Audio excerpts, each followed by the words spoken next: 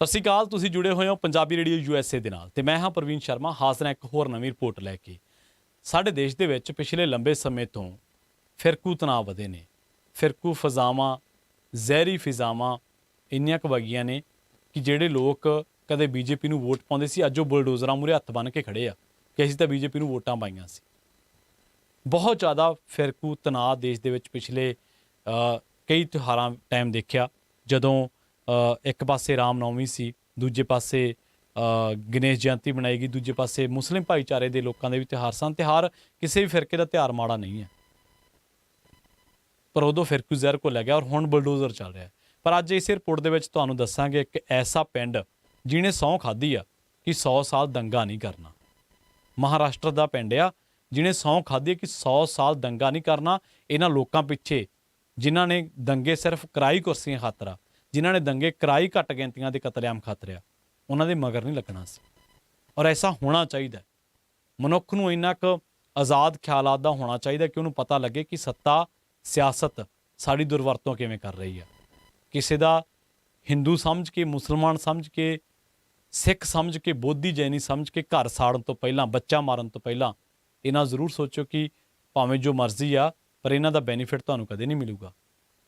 ਗੁਜਰਾਤ ਕਤਲੇਆਮ ਦੀ ਇੱਕ ਸਟੋਰੀ ਬਹੁਤ ਵਧੀਆ ਘੁੰਮਦੀ ਹੁੰਦੀ ਹੈ, ਕਦੇ ਸੋਸ਼ਲ ਮੀਡੀਆ ਤੇ ਕੱਢ ਕੇ ਦੇਖਿਓ।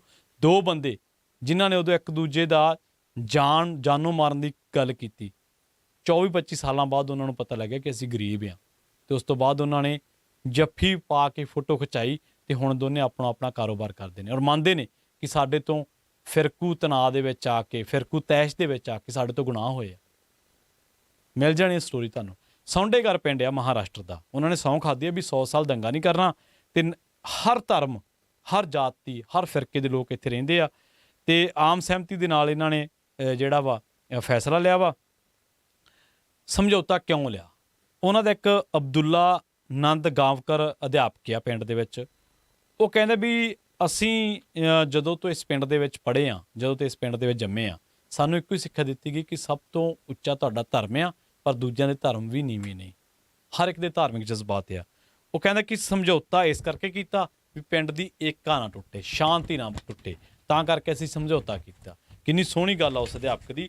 ਤੇ ਨਾਲ ਹੀ ਉਹ ਕਹਿੰਦਾ ਵੀ ਕਿ ਇੱਕ ਸੰਧੀ ਦਾ ਬੋਰਡ ਅਸੀਂ ਲਾਤਾ ਵਾ। ਇਹਨਾਂ ਨੇ ਦੇਖੋ ਇਕੱਲਾ ਲਿਖ ਕੇ ਨਹੀਂ ਰੱਖਿਆ, ਇੱਕ ਜਿਹੜਾ ਆਪਸੀ ਸਮਝੌਤਾ ਕੀਤਾ ਸਾਰੇ ਭਾਈਚਾਰਿਆਂ ਦੇ ਲੋਕਾਂ ਨੇ, ਉਹਦਾ ਇੱਕ ਬੋਰਡ ਲਾਇਆ ਹੋਇਆ ਤੇ ਬੋਰਡ ਤੇ ਲਿਖਿਆ ਹੋਇਆ ਕਿ ਆਪਾਂ 100 ਸਾਲ ਕੋਈ ਫਿਰਕੂ ਲੜਾਈ ਨਹੀਂ ਕਰਨੀ। ਪਿੰਡਾਂ ਦੇ ਵਿੱਚ ਇੱਕ ਦੂਜੇ ਨਾਲ ਆਮ ਹੀ ਗਿਲੇ ਸ਼ਿਕਵੇ ਹੁੰਦੇ ਰਹਿੰਦੇ ਲੋਕਾਂ ਦੇ, ਇਹ ਕੋਈ ਵੱਡੀ ਗੱਲ ਨਹੀਂ ਹੈ। ਅਸੀਂ ਦੇਖਦੇ ਹਾਂ ਸਾਡੇ ਪਿੰਡਾਂ ਦੇ ਵਿੱਚ ਵੀ ਇੱਦਾਂ ਹੀ ਹੈ। ਕਿਸੇ ਨਾਲ ਸਾਡੀ ਪਾਣੀ ਦੀ ਵਾਰੀ ਪਿੱਛੇ ਟੱਸ ਲਿਆ, ਕਿਸੇ ਦੇ ਨਾਲ ਸਾਡੀ ਸਰਪੰਚੀ ਮੈਂਬਰੀ ਪਿੱਛੇ ਟੱਸ ਲਿਆ, ਕਿਸੇ ਦੇ ਨਾਲ ਸਾਡੀ ਕਿਸੇ ਗੱਲ ਨੂੰ ਟੱਸ ਲਿਆ, ਕਿਸੇ ਕੋਲੇ ਘੋੜਾ ਸੋਹਣਾ ਤਾਂ ਟੱਸ ਲਿਆ, ਕਿਸੇ ਕੋਲ ਕੋਈ ਹੋਰ ਜਾਨਵਰ ਚੰਗਾ, ਕਿਸੇ ਕੋਲ ਟਰੈਕਟਰ ਵੱਡਾ ਸੀ ਉਹਦੇ ਨਾਲ ਐਵੇਂ ਹੀ ਟੱਸਲ ਰੱਖੀ ਬੈਠੇ। ਇੱਦਾਂ ਦੀਆਂ ਗੱਲਾਂ ਹੈ, ਪਰ ਇਹ ਵੇਖੋ ਵੀ ਇਹ ਕਹਿੰਦੇ ਵੀ ਆਪਾਂ ਲੜਨਾ ਨਹੀਂ ਹੈ। ਔਰ ਤੁਸੀਂ ਇਹ ਸੋਚੋ ਕਿ ਪਿੱਛੇ ਜੇ ਇੱਕ ਪੱਤਰਕਾਰ ਨੇ ਬਹੁਤ ਸੋਹਣੀ ਰਿਪੋਰਟ ਛਾਇਆ ਕੀਤੀ।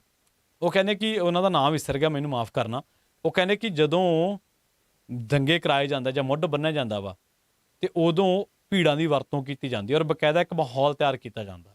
ਉਹਨਾਂ ਨੇ ਜਾਂਚ ਕਮਿਸ਼ਨਾਂ ਦੀਆਂ ਰਿਪੋਰਟਾਂ ਤੋਂ ਇਹ ਤੱਤ ਕੱਢੇ, ਸਿੱਟਾ ਕੱਢਿਆ। ਔਰ ਜਿਹੜੀ ਇੱਕ ਫਿਲਮ ਆਈ ਸੀ ਪਿੱਛੇ ਜੇ, ਕਸ਼ਮੀਰ ਫਾਈਲਸ, ਉਹਨੇ ਆ ਫਿਰਕੂ ਤਣਾਅ ਪੈਦਾ ਕਰਨ ਦੇ ਵਿੱਚ, ਅੱਗ ਦੇ ਵਿੱਚ ਘਿਓ ਪਾਉਣ ਦਾ ਕੰਮ ਕੀਤਾ ਹੈ।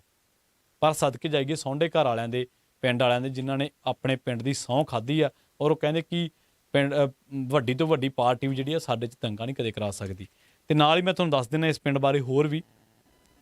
400 ਮੁਸਲਮਾਨ ਹੈ ਇੱਥੇ, 400 ਤੋਂ ਵੱਧ ਹਿੰਦੂ ਰਹਿੰਦੇ ਆ, 200 ਤੋਂ ਵੱਧ ਬੋਧੀ ਰਹਿੰਦੇ ਆ। ਸਾਰੇ ਭਾਈਚਾਰਿਆਂ ਨੇ ਇਕੱਠੇ ਹੋ ਕੇ ਫੈਸਲਾ ਕੀਤਾ, ਇਤਿਹਾਸਕ ਫੈਸਲਾ ਹੈ। ਜਤਿੰਦਰ ਪਵਾਰ ਇੱਥੋਂ ਦਾ ਸਰਪੰਚ ਆ। ਉਹ ਕਹਿੰਦਾ ਵੀ ਕਦੇ ਵੀ ਫਿਰਕੂ ਝਗੜਾ ਅਸੀਂ ਹੋਇਆ ਨਹੀਂ ਤੇ ਨਾ ਹੀ ਕਦੇ ਹੋਣ ਦਿੱਤਾ ਤੇ ਨਾ ਹੀ ਕਦੇ ਹੋਣ ਦੇਵਾਂਗੇ। ਸਾਡੀਆਂ ਆਉਣ ਵਾਲੀਆਂ ਪੀੜ੍ਹੀਆਂ ਵੀ ਇਸ ਫੈਸਲੇ ਦੇ ਨਾਲ ਸੁਰੱਖਿਅਤ ਰਹਿਣਗੀਆਂ। ਕਿਸੇ ਨੂੰ ਕਿਸੇ ਵੀ ਫਿਰਕੇ ਕਰਕੇ ਟਾਰਗੇਟ ਕਰਨ ਤੋਂ ਪਹਿਲਾਂ ਇਹ ਜ਼ਰੂਰ ਸੋਚ ਲਿਓ ਕਿ ਜਿਹਨੇ ਤੁਹਾਡਾ ਇਲਾਜ ਕੀਤਾ ਹੋਊਗਾ ਕਦੇ, ਉਹ ਡਾਕਟਰ ਹੋ ਸਕਦਾ ਕਿਸੇ ਹੋਰ ਫਿਰਕੇ ਤੋਂ ਹੋਵੇ। ਜਿਹੜੇ ਤੁਹਾਡੇ ਬੱਚੇ ਦਾ ਅਧਿਆਪਕ ਆ, ਤੁਹਾਡੇ ਬੱਚੇ ਦੀ ਜ਼ਿੰਦਗੀ ਸਵਾਰਦਾ ਬਣਾਉਂਦਾ, ਹੋ ਸਕਦਾ ਉਹ ਕੋਈ ਹਿੰਦੂ ਹੋਵੇ। ਜਿਹਨੇ ਤੁਹਾਨੂੰ ਕਦੇ ਲਿਫਟ ਦਿੱਤੀ, ਤੁਹਾਡੀ ਬਿਮਾਰੀ ਠਮਾਰੀ ਵੇਲੇ ਖੂਨਦਾਨ ਕੀਤਾ, ਹੋ ਸਕਦਾ ਉਹ ਕੋਈ ਸਿੱਖ ਹੋਵੇ। ਸੋ ਤੈਸ਼ ਦੇ ਵਿੱਚ ਆ ਕੇ ਇਸ ਤਰ੍ਹਾਂ ਇਨਸਾਨੀਅਤ ਨੂੰ ਕਤਲੇਆਮ ਕਰਨ ਦੇ ਨਾਂ ਰਾਹ ਪਿਆ ਕਰੀਏ। ਆਪਾਂ ਸਾਰੇ ਸੂਝਵਾਨ ਹੋਈਏ।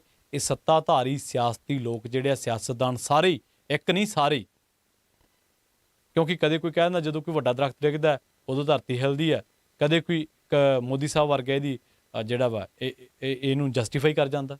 ਤੇ ਫਰਕ ਕਿਹਦੇ 'ਚ ਹੋਇਆ? ਕਿਸੇ 'ਚ ਵੀ ਫਰਕ ਨਹੀਂ ਹੈ। ਮਿਨੋਰਟੀਜ਼ ਲਈ ਸਾਰੇ ਹੀ ਇੱਕ ਨੇ। ਅਕਾਲੀ ਭਾਜਪਾ ਜਾਂ ਕਾਂਗਰਸ ਭਾਜਪਾ ਜਾਂ ਸਪਾ ਭਾਜਪਾ ਜਾਂ ਹੋਰ ਜਿਹੜੀਆਂ ਜਸਟ ਸਾਈਨ ਨੇ। ਆਈਡੀਓਲੋਜੀਜ਼ ਦੇ ਵਿੱਚ ਕੋਈ ਬਹੁਤਾ ਫਰਕ ਨਹੀਂ ਹੈ। ਕਿਸੇ ਦਾ ਹਿੰਦੂਤਵ ਸੌਫਟ ਹੈ, ਕਿਸੇ ਦਾ ਹਾਰਡ ਆ, ਇੰਨਾ ਕੀ ਫਰਕ ਆ। ਪਰ ਤੁਸੀਂ ਕਿਸੇ ਖਾਤਰ ਲੜਨਾ ਹੈ ਜਾਂ ਕਿਸੇ ਦੀ ਤਹਿਸ਼ ਦੇ ਵਿੱਚ ਆ ਕੇ ਲੜਨਾ ਹੈ, ਇਹ ਤੁਸੀਂ ਇਨਸਾਨੀਅਤ ਵਾਲੇ ਪਾਸੇ ਖੜਨਾ ਜਾਂ ਤੁਸੀਂ ਫਿਰਕੂ ਹੋ ਕੇ ਮਰਨਾ ਹੈ, ਇਹ ਫੈਸਲਾ ਤੁਹਾਡੇ ਹੱਥ ਦੇ ਵਿੱਚ ਆ। ਸੌਂਡੇ ਘਰ ਦੀ ਸਟੋਰੀ ਜੇਕਰ ਚੰਗੀ ਲੱਗੀ ਤਾਂ ਸ਼ੇਅਰ ਜ਼ਰੂਰ ਕਰਿਓ। ਬਹੁਤ ਬਹੁਤ ਧੰਨਵਾਦ।